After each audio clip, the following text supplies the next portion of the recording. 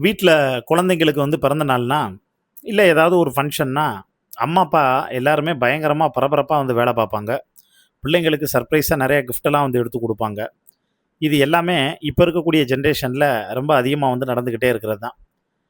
அதே மாரி ஒரு சில பிள்ளைங்களும் அப்பா, அம்மாவுக்கு இப்ப வெட்டிங் ஆனிவர்சரி இந்த இது மாரியெல்லாம் வரும்போது, சில கிஃப்ட்டெல்லாம் வந்து குடுத்து அசத்துவாங்க. நம்ம ஜேசன் சஞ்சய் இப்ப உண்மையிலேயே ஆத்மார்த்தமா ஒரு கிஃப்ட் வந்து பண்ணியிருக்காரு, அவங்க அப்பா, அம்மாவுக்கும்.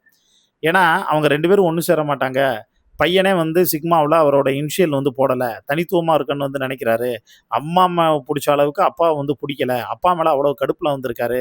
அதனால தான் அன்னையர் தினத்தப்ப சிஎம் வந்து பதவியேற்கும்போது, அவர் அவங்க அம்மாவுக்கு வந்து விஷ் பண்ணாரே ஒழிய, தளபதி விஜய்க்கு ஒருபோதும் வந்து விஷ் பண்ணல. அந்த அளவுக்கு கடுப்புல வந்திருக்காரு அப்படின்னு ஜேசன் சஞ்சய பத்தி சொன்னாங்க.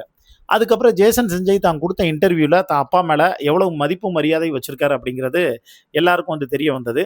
அதுல ஹைலைட்டான விஷயம் என்ன ஒண்ணுன்னா, அப்பாவையும் சரி, அவங்க அம்மாவையும் சரி, அவர் எந்த இடத்துலயும் வந்து விட்டுக் குடுக்கவே இல்ல.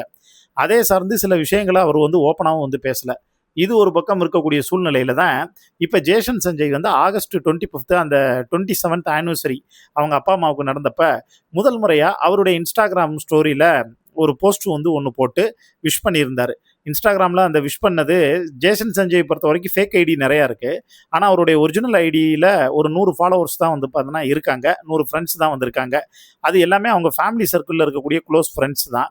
ஸோ, அதுல ஜேசன் சஞ்சய் வந்து என்ன பண்ணியிருக்காருன்னா, அப்பா, அம்மா இவங்க 2 பேரும் கல்யாண நாள்ல வந்து எடுத்த வந்து ஃபோட்டோ. அதாவது தளபதி வந்து நம்ம சங்கீதாவுக்கு வந்து மெட்டி மாட்டி விடுறது மாரி, அவங்க எமோஷனலா வந்து கண் கலங்குனது மாரி, இவரு பட்டு வேட்டி சட்டையில, அவங்க பட்டு புடவையில இருக்கக்கூடிய அந்த ஃபோட்டோஸ்லாம் வந்து எடுத்து வந்து போட்டு, அவர் வந்து விஷ் பண்ணியிருந்தாரு.